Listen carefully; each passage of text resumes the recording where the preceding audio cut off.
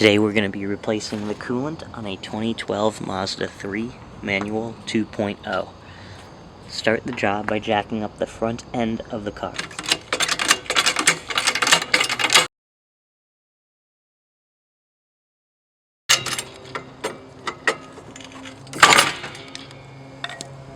Lower the car on the forward control arm jack stand. Remove the underbody cover by removing these two bolts and the three in front in the depressions. Remove the underbody cover so that you can access the radiator drain plug.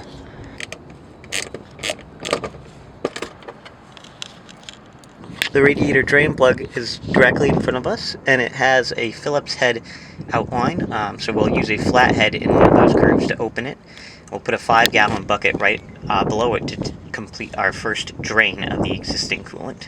It's a pretty wide center area, so you need a pretty wide flathead to get it. The 6 o'clock position is actually a prying feature for your flathead. On the passenger side, we'll also undo the bottom left hose clamp that you can see in the frame and drain more of the coolant faster.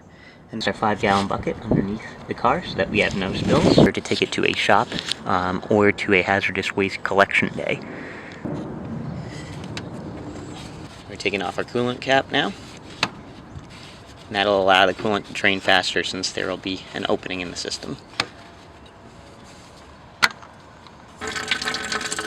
So now we pried it open. We haven't unscrewed it completely, but we pried it so that we get a nice stream through the 6 o'clock feature, and that allows us to steadily drain into a bucket.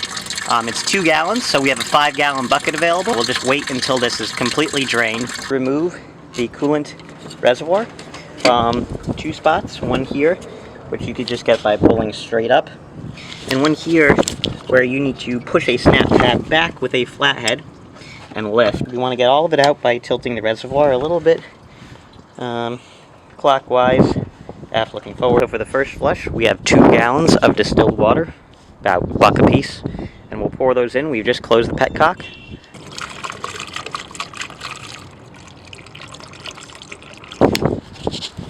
And notice as we pour, the coolant reservoir, even after 1 gallon, is pretty full, but slowly but surely there's air bubbles as it works its way into the system, displacing the air that's used to be in the coolant reservoir.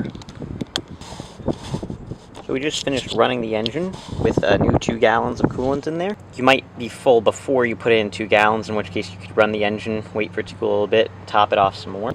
In our first run, the distilled water turned green, indicating that there were still some deposits in there. The distilled water is now pretty clear, meaning that the flush is pretty much complete. Our third flush, and everything's coming out pretty much 100% clear now. So that's a sign that we've flushed out all the old coolant, and on the next flush we can add new FL22 specialized coolant.